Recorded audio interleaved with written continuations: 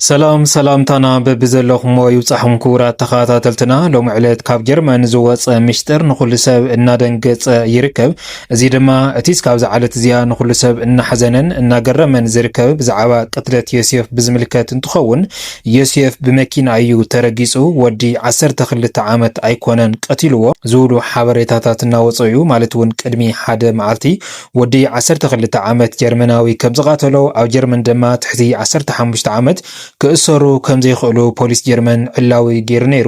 ነገር ግን ሎሚ ምስጢር ቅትለት ዮሴፍ ሎሚ ተቃሊዑ ፖሊስ ጀርመን ዳግም ምርመራ ጀሚሩ ወላዲት ሓዘን ኣብ ልዕሊ ሓዘን ተደራሪብዋ ፍትሒ እውን ስኢና ዝብሉ ሓበሬታታት ኣብ ዝተፈላለዩ ማሕበራዊ ሚድያ እናተዘረበ ዝርከበሎ ማለት እዩ። ብሓፈሻ ብዛዕባ ቅትለት ዮሴፍ ብዝምልከት ሎሚ ተወሳኺ ዝኾነ ምስጢር ወፂኡ እናተባህለ እዩ ዘሎ። ብዛዕባ እቲ ዝገጨዮ መኪናን ብዛዕባ እቲ ወዲ 12 ዕድመ ቀቲልዎ ተባሂሉ ሪፖርት ወይ ድማ ሓበሬታ ዝተዋሃቦ ፖሊስ ጀርመን ድማ ንኹሉ ሰብ ኣብ ዋዛጋቢ ዝኾነ ሓበሬታ ተረኺቡ ኣብዚ ሕዚ እዋን ድማ ኩሉ ሰብ እናተገረመ ይርከብ። እታ ወላዲት ድማ ሓዘን ኣብ ልዕሊ ሓዘን ተደራሪብዋ ቀታሊ ወዳ ስኢና ፍትሒ እውን ስኢና ደም እናነበዐት ትረኽበሉ ኩነታት ብዙሕ ምስጢራት እናወፀ ይርከብ። እዚ እንታይ ይመስል ንዝብል ዝርዝር ሓበሬቱ ናባኻቱም ክነብሎ ንኸውን ንቻነልና እዚ ሓድሽ ዝኾንኩም ሳብስክራይብ ናበልኩም ኣባላትና ድማ ላይክ ሸር ናበልኩም መደባትና እስካብ መወዳእታ ሓቢርኩምና ጽንሑ።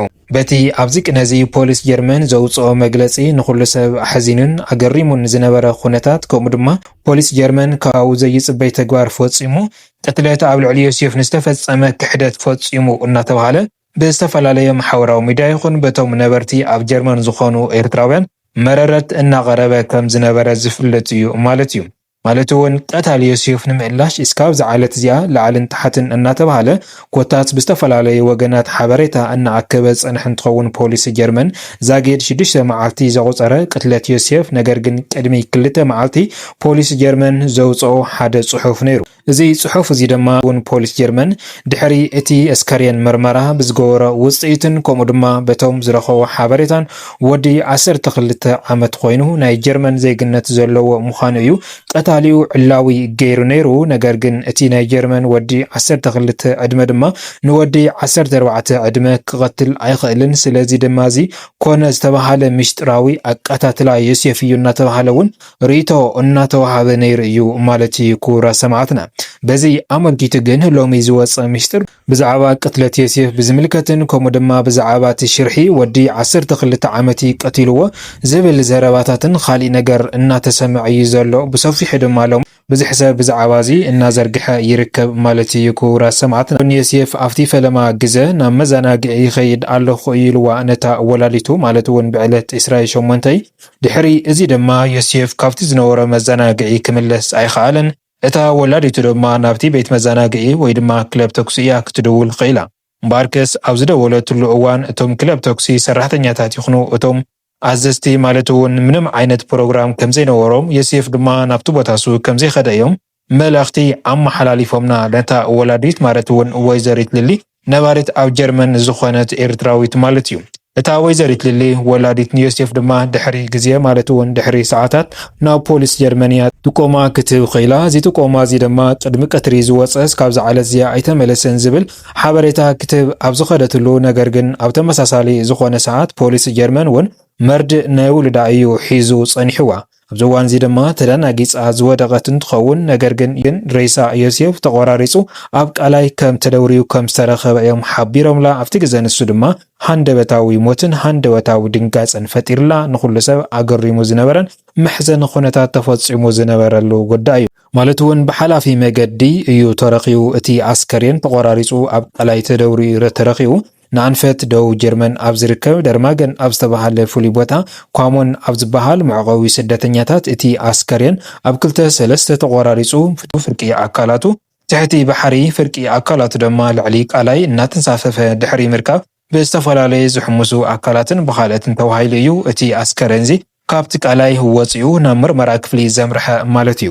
ፖሊስ ጀርመን ድማ ብዛዕባ ቅትለት ዮሴፍ ዝምልከት ብጣዕሚ ንኩሉ ሰብ ዘደናገፀ እንትኸውን ነታ ወላዲቱ ቃለ መሕተት ኣብ ዝገበረላ ዮሴፍ ድማ ቅድሚ ዝዓለትሳ ምስ ማንም ባእሲ ከም ዘይነበሮ ምስ ኩሉ ድማ ተፈታውን ተባሃግን ኮታስ ኣብ ዝተፈላለየ መዘናግዕታት እውን ዘዘውትር ከም ዝነበረ እያ ሓቢራትሎም እታ ወላዲቱ። ፖሊስ ጀርመን ድማ ካብዚ ብዝተበገሰ ማለት እውን ቀታሊ ዮሴፍ ኣበይን ከመይን ንዝብል ሓበሬታ ስኢኑ ድሕሪ ድማ መግለፂ ኣውፅኡ ከም ዝነበረ ዝፍለጥ እዩ። እዚ መግለፂ እዚ ድማ ማለት እውን ቅትለት ዮሴፍ ብዝሕብር ዘመላኸተና ውልቀ ሰብ ይኹን ትካል ልዕሊ 10,000 ዩሮ ክነበርክቲና ወይ ድማ ክንህብ ኢና ዝብል መግለፂ ኣውፅኦም ነይሮም እዮም። ካብዚ መግለፂ ድማ ብዙሓት ጥቁማታት ተረኺቦም ልዕሊ 4 ሰባት ድማ ተታሒዞም ነይሮም እዮም። ኣብዚ ጉዳይ እዚ ማለት እውን ብዛዕባ ቅትለት ዮሴፍ ብዝጥርጥር ዝተታሓዙ ሰባት ድማ ካብተን መምህራን እውን ቃል ዝሃባ እንትኾና ካብዚ ብተበገሰ ድማ እቶም ምስ ዮሴፍ ዝጓዓዙ ዝነበሩ መሓሳት እውን ኣብ ትሕቲ ቁፅጥር ሕጊ ፖሊስ ጀርመን ውዒሎም ምርመራ ቃል ንኽግበረሎም እዮም ፖሊስ ጀርመን ሕቲትዎም ነይሩ። ፖሊስ ጀርመን ድማ ኣብቲ ግዜ ንሱ ማለት እውን ብዝሓዘቶም መሰረት ነቶም መሓዝቱ ምስ ካልእ ሰብ ይንቀሳቐስ ከም ዝነበረ ነገር ግን ድማ እዚ ሰብ እዚ ኣብ ቤት መዘናግዒ ነይሩ ናብ ገዝኡ ከም ዝተመለሰ እውን ነጊሮም እዮም። እቶም ቤት መዘናግዒ ድማ ናብቲ ክለብ ተክሲ ይኸይድ ኣለኹ ዝበላ ከይኾነ ናብ ካልእ ቤት መዘናግዒ ቀይሩ ትፃወት ከም ዝነበረ እዮም እቶም መሓዝቱ ነጊሮም ማለት እዩ። እምበኣርከስ ፖሊስ ጀርመን ካብዚ ጉዳይ እዚ ብምብጋስ እቲ ቀታሊ ወዲ 12 ዓመት ኮይኑ ጀርመናዊ ዝብል ሓበሬታ እውን ረኺቡ እዚ ሓበሬታ እዚ ድማ ቅቡል ገይርዎ ነቲ ወዲ 12 ዓመት እውን ረኺብዎ ጠይቕዎ እዩ ንሱ ከም ዝቀተለ እውን ፖሊስ ጀርመን ኣብቲ ግዜ ንሱ ኣሚኑሉ ነይሩ እዩ። ነገር ግን እዚ ምስጢራዊ ትሕዝቶ ዘለዎ ቅትለት ኣብ ልዕሊ ዮሴፍ ዝተፈጸመ ሎሚ እቲ ምስጢር ተጋሂዱ ይርከብ ማለት እዩ። ዮሴፍ ወዲ 12 ዓመት ጀርመናዊ ተቀቲሉ ከይኾነስ ብመኪና ተገጭዩ ከም ዝተቀተለ ነገር ግን ድማ እቲ በዓል መኪና ንኸይተሓዝ ተባሂሉ እቲ ሬሳ ኣውፅኡ ካብቲ መገዲ ወይ ድማ ኣስፓልቲ ናብ ቃላይ ከም ዝደብረየ ነገር ግን ድማ ኣብቲ ግዜ ንሱ ዝረኣዩ ኣካላት ነይሮም እዮም። እቲ ንእሽተይ ወይ ድማ እቲ ወዲ 12 ዓመት ዝተባሃለ ጎሲሱ ናብ ቃላይ ከእትዮ ከሎ ሰብ ሪእዎ ማለት እዩ። ነዚ እውን ድማ ሰብ ጠቂምዎ እዚ ህፃን እዚ ድማ እዋን ቀትሎ የዝበለውን ካብዚ ዝተበገሰ ዳ እምበር ዮሴፍ መኪና ተገጭዩ ከም ዝሞተ እቲ በዓል መኪና ብሕጊ ጀርመን ወይ ድማ ፖሊስ ጀርመን ንኸይተሓዝ ኢሉ እቲ ውላድ ድማ ንሱ ከም ዝቃተለ ገይሩ ክምስክር ገይርዎ ተባሂሉ ነዚ እዩ እውን ድማ ንሱ ነፃ ክበሃል እቲ ወላዲ እውን ነፃ ንክበሃል እዩ ተሓሲቡ ነይሩ እናተባሃለ ብዙሕ ምስጢራት እናወፂኦም ዝርከቡ ማለት እዩ። ክቡራት ሰማዕትና ብሓፈሻ ቅትለት ዮሴፍ ሓውና ብዝምልከት በቲ ሎሚ ወፂኡ ዘሎ ምስጢር ዮሴፍ ብወዲ 12 ዓመት ዘለዎ ናይ ጀርመን ዜግነት ተቀቲሉ ከይኾነ